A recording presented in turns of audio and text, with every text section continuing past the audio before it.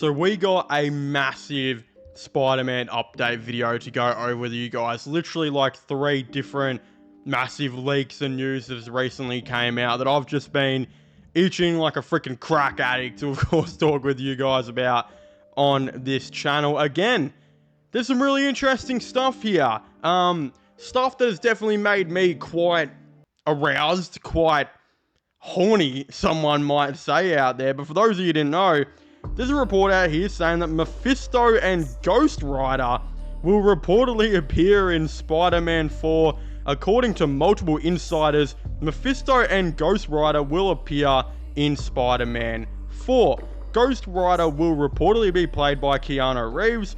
It's unclear what roles both characters will play in this story. Again, I don't know why, but they didn't put a source here, which is already concerning, but this is from one of the biggest pages who has gotten a lot of things right in the past and has always got a pretty good source. So I think they may have just forgotten that one there. But again, I very much trust that this has come from a place where something has been said and someone has heard something or rather. Again, the Mephisto one makes sense, again, in terms of the fact that we know, and I've talked about it on this channel before, that Doctor Doom is supposed to have a role in MCU Spider-Man 4 according to one of the plot synthesis leaks, and it of course does say that Doctor Doom will be in it. A lot of people have said that Peter will go up to Doctor Doom and will potentially make a deal with him, and of course in this new Doctor Doom's world, Doctor Doom will make people remember that Peter Parker is Peter Parker. So those who he loves, like Zendaya as MJ, Ned, and of course Aunt May potentially coming back alive, he'll make that all happen. But the deal is he can no longer be Spider-Man. Again, if they're going to go down that line that a lot of people have been saying they will do, Mephisto, who is literally the guy to do deals with, the literal devil, could somewhat play a way into that story. Again, Ghost Rider, yeah, where does he fit in this Spider-Man thing? Again, doesn't really make any sense in my opinion, especially Keanu Reeves, who is old now. He's an older guy, and even though he could do it, it's like, yeah, why is this in a Spider-Man movie?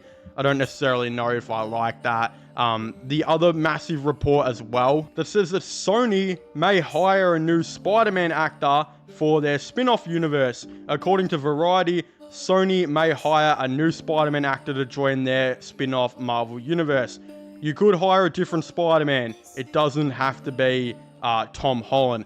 Of course, this makes a very interesting case for them. We know that Sony have literally hit the panic button since Kraven has failed as well. And from what we've heard, they're not going to be making a Sony Spider-Man movie for a while, but they will be coming back and they will be rebooting the whole entire universe. And again, that will be an interesting case. For the next couple of years, they'll focus on Spider-Man 4, Across the Spider-Verse sequel, which I think is called Beyond the Spider-Verse, and then the Spider-Gwen spin-off movie probably, and a potential Spider-Man animated villains movie. Again, I think they're going to want to really establish the animated film series into being something big, and then they'll move on to their spin-off universe where they may give us a new Spider-Man here. But contradicting that report is one that says that Sony is considering selling Spider-Man rights back to Marvel. According to insider MTTSH, Sony is considering selling the rights of Spider-Man back to Marvel and Disney. This is due to the recent failures of their spin-off films. Again, I can say with a lot of confidence that I don't think they will sell Spider-Man back to Marvel at all, because I think Sony know this as well, is that they're sitting on 2 gold mines right here. And what I mean by that is there is an animated universe that they could literally create and fully tap in. Again, the directors who made the Spider-Verse movies, we know there's rumors that they're going to hire them to make this thing a universe, and not only make Beyond the Spider-Verse, but make a Spider-Woman movie, a Spider-Gwen movie, make a Spider-Man villains movie, which I've reported and talked about on the channel, make even a 4th Spider-Verse movie. There's so many endless things that they could do in an animated universe, right? And then the second gold mine is an actual Sony Spider-Man universe, but this time with Spider-Man.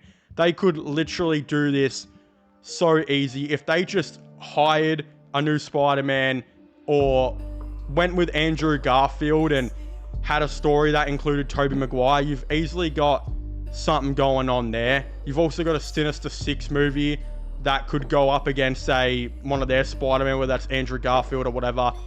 They could quite literally say to themselves, look, in our new Sony universe, we're going to do this, but instead of having movies that focus on Venom, Kraven the Hunter, and Morbius, all these villains, we're going to have our universe be a big multiversal kind of universe. We'll let Marvel go back to their street film stuff after Spider-Man 4, but we're going to focus on the multiversal stuff. We're going to do a new Spider-Man movie. We're going to introduce a new Spider-Man who's maybe mentored by Tobey Maguire, Andrew Garfield. Again, if Sony wanted to, they could make a Miles Morales movie, and in that movie, Tobey Maguire and Andrew Garfield mentor him. So basically, we get a Spider-Man 4, an Amazing Spider-Man 3, and a Miles Morales movie all in one. Then once they're done with that, they can give us a Sinister Six movie. They can give us some other projects with Miles Morales and Tobey Maguire and Andrew Garfield, and whatever they want to, of course, go with. They realistically have probably another 10 movies I see them making, animated and live action, before they give the rights back to Marvel. They have so much more money they could make, so it just doesn't make any sense to me. And then last but not least, right here, there is a report saying that Matthew McConaughey could play a variant of Green Goblin in the MCU or a new version.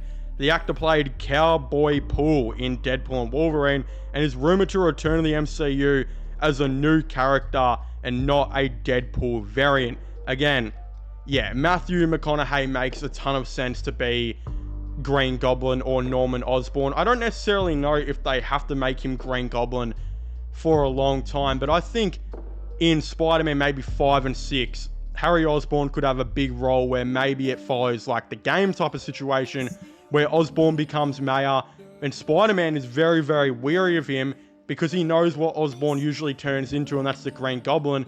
And maybe in 5 and 6, you've of course got him running to become mayor, and then at the end of him becoming mayor, and then obviously the 7, 8, and 9 plans that they're probably going to have. Eventually then maybe he can turn into Green Goblin or something like that. And it's very obvious that they're going to get a big actor to play Norman Osborn or Green Goblin. Again, Marvel don't really get like actors now who are not at least some type of status in the world. You look at even the Fantastic Four, getting Pedro Pascal as Reed Richards. Was he necessarily the best person to play him? Probably not. But was he a good option who can probably bring in some, the most viewership and marketing and a well-known face to the role? Well, yeah, he would have been probably up the top of that list. So they're going to do a similar thing with a lot of their characters going forward. And it's not all of them, but they're bigger characters like a Green Goblin. Again, you can't just get some random guy to replace, Willem Dafoe. That's quite literally impossible.